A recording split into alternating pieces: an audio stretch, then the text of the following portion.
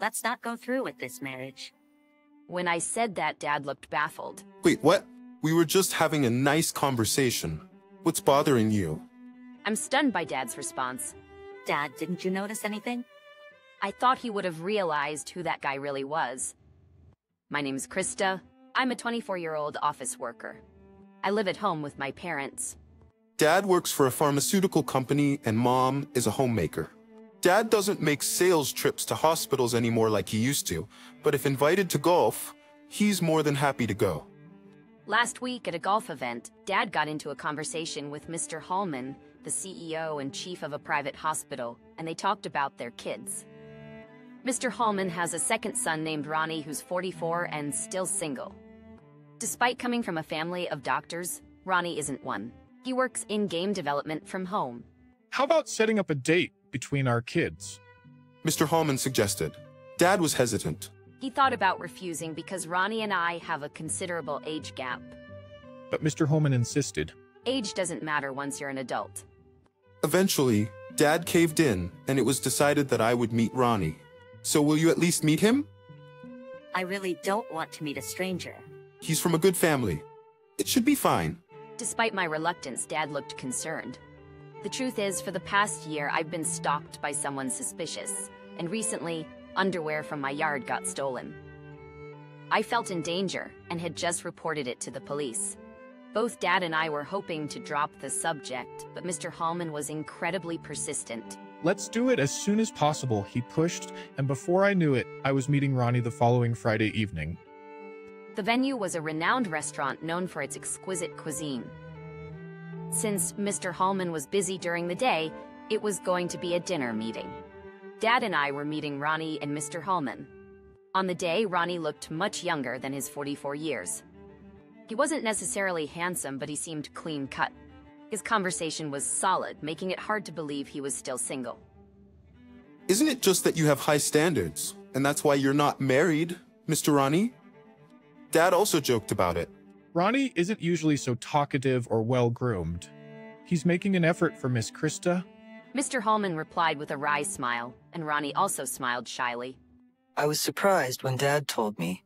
I never thought Dad would arrange a meeting with Miss Krista. It must be fate. I can't change our age difference, but I thought I'd at least match the appearance. Ronnie added.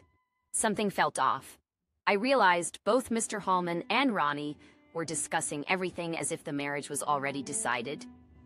When Ronnie mentioned, I'd like to build our new home halfway between both our parents' houses. How about near the hospital? We have land there.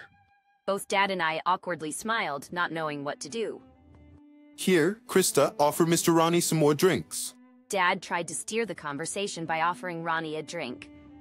Offering Ronnie a drink? I also went along and offered the next round.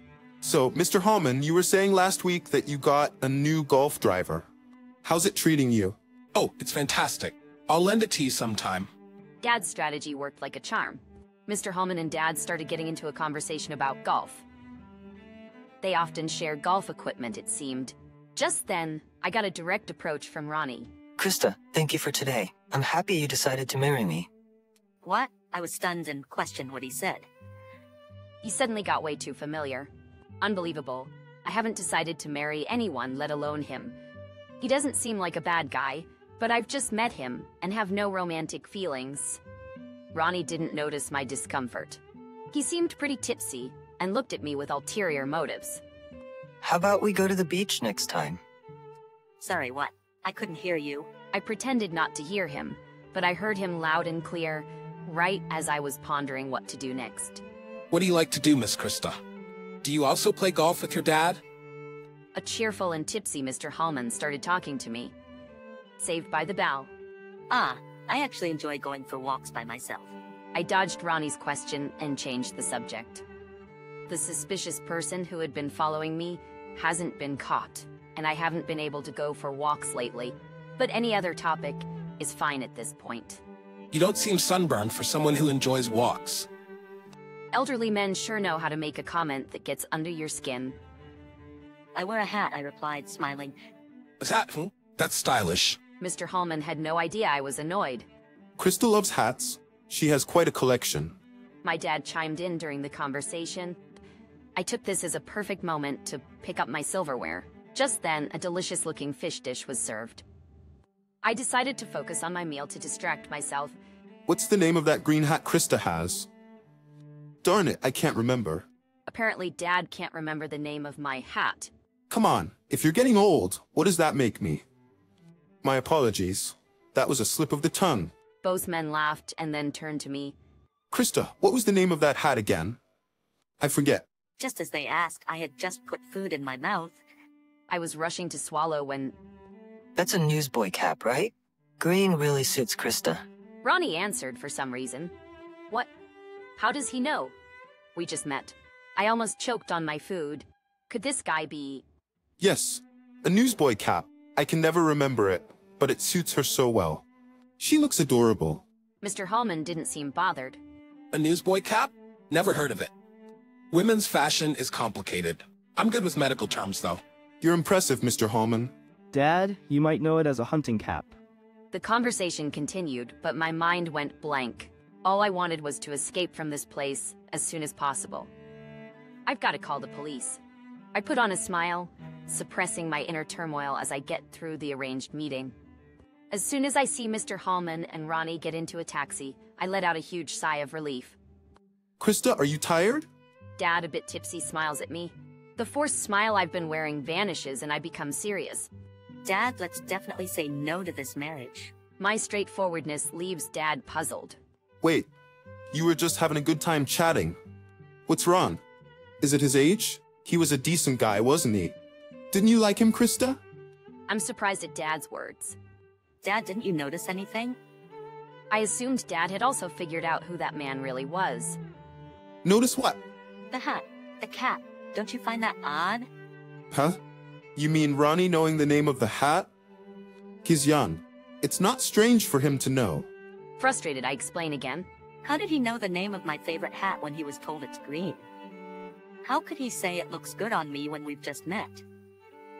Good point. Could Ronnie be that suspicious person? I nod at Dad's murmur. I'm sure of it. I don't know how he knows about me, but otherwise, how could he know about the cap? Before, I couldn't recognize him because he was wearing sunglasses and a disposable mask. But I'm sure Ronnie is the same suspicious person who's been following me. Probably the underwear thief, too.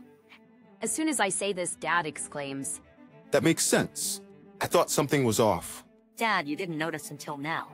Frustrated, I speak, and Dad tries to defend himself. No, listen. It's Mr. Hallman. I was wondering why he suddenly suggested an arranged marriage during golf. It was unusual, and they were pressuring us, which isn't typical for these things. Maybe Mr. Hallman knew his son was interested in you. It's more than interest. It's malicious. I was going to say no anyway, but definitely not to a suspicious person. So Dad, please firmly decline the arranged marriage. Dad agrees wholeheartedly when I request again. That night, I contact the local police officer. I found out who the suspicious person and the underwear thief are. Although it's not enough for proof, the officer promises to increase patrols in the area and look into it. The next morning, Dad calls Mr. Hallman to decline. He doesn't mention the suspicious person, only saying, the timing wasn't right this time. The call lasted about an hour. The call lasted over an hour, and Mr. Hallman tried hard to convince him. After hanging up, Dad looks strained and says, Mr. Hallman understood. I feel relieved, but that afternoon something happened. As we're having a laid-back Saturday afternoon snack, the doorbell rings frantically. And not just once, it's repeatedly rung. And then there are loud bangs on the front door. This can't be good. I hurriedly checked the front door monitor and there was Ronnie, right on the screen. Yikes, I couldn't help but shout. Both Dad and Mom stood up and looked at the monitor. It was clear, even through the screen, that Ronnie was livid. Mom, call the police. It's that guy again. Dad calmly instructed Mom. Mom nodded and started making the call on her cell phone. Just when I noticed there was no sound of knocking, a figure passed by the living room window. Ronnie had trespassed from the front entrance to our yard, and now he was in front of our living room. We could see each other plainly because the curtains were open. The weather was good, so I had laundry out, and we hadn't locked the window. Krista, I've come for you. Ronnie shouted upon seeing me. Dad stepped in front of me to shield me. It looked like Ronnie was about to force his way into our home. Krista, stay in a safe place with Mom. As I started to comply with Dad's instruction, Ronnie yelled again. Krista, you can't escape me. We are destined to marry. Destined? I felt a surge of anger at Ronnie's words. I stopped and turned back. Mom had already called the police, who should arrive any minute. Ronnie had been tormenting me for nearly a year. He was a suspicious person. I remembered all the days I had been scared, and my anger boiled over. Don't make stuff up. Who would marry you? You're committing a despicable crime. You're a grown man stalking a woman 20 years younger and stealing her underwear. Aren't you ashamed? I was sure Ronnie was behind it all, so I yelled. Ronnie seemed taken aback and started making excuses. No, you've got it wrong. I've been watching over you so you're not in danger. You left your underwear out to dry because you wanted to thank me, right? I know how you feel, Krista. Gross. That's not it at all. You trespassed and stole it. Do you have any idea how terrifying it is to be stalked for months by a man I don't know? My laundry was essentially hidden in the yard. You'd have to trespass to steal anything. I had been scared to even go out into the yard since my underwear was stolen. This man ruined my peaceful daily life. You call me a criminal? I'm not trespassing. We're destined. We're promised fiancés. I was at a loss for words. This guy is delusional. Nothing will get through to him. Mom also spat out, "Stop talking nonsense. Can't you differentiate between reality and delusion?" Stop talking nonsense. Can't you differentiate between reality and delusion? Dad angrily stated. Ronnie, just because you're infatuated doesn't mean you can do anything you like. Stalking and theft are crimes. You're trespassing right now. As parents, we can't forgive your actions. We won't let our beloved daughter fall prey to a criminal like you. Mom yelled while pointing her phone at Ronnie. I felt truly grateful for my parents who were defending me. I'll be clear, I will never marry you. I can't possibly like you. From now on, never come into my sight again. I declared firmly while glaring at Ronnie. But you came to the matchmaking event. Don't you love me? I thought you wanted to marry me. Ronnie could only mutter those words, his eyes wide. Look, I only went because my dad was badgered into it by Mr. Hallman. I was planning on saying no from the start. Upon hearing my assertive words, Ronnie collapsed onto his knees. Within moments, the cops who had been alerted arrived and took a now subdued Ronnie away. The reason my mom was pointing her cell phone was to let the police hear everything that was happening, thanks to hands-free mode. It helped paint the full picture. Days later, Ronnie admitted to both the underwear theft and stalking me. Upon questioning Ronnie and talking to those involved, it turns out that he learned about me through my dad's golfing acquaintance with Mr. Hallman. Apparently, a family photo of us was in the inner pocket of a golf bag my dad had lent to Mr. Hallman. Ronnie had fallen head over heels with me from that photo. Apparently, Ronnie had pictures of me taken without my knowledge, plastered all over his room. One day, Mr. Hallman's wife stumbled upon these photos in their son's room and consulted her husband. Recognizing my dad in the photo, Mr. Hallman identified me as the daughter of a golf buddy. Mr. Hallman thought it would be better to set us up in an arranged marriage than to let Ronnie get arrested for stalking, all without informing us. What a family. To prevent this from escalating, I received a generous settlement and had them promise never to let Ronnie near me again. It seems Mr. and Mrs. Hallman were unaware that Ronnie had taken the underwear thefts that far. They decided to admit Ronnie into a mental hospital. What was supposed to be a mere arranged meeting turned into a huge ordeal, but everything's settled now. I was finally free from the person who had been causing me so much anxiety, and I could enjoy my walk once again.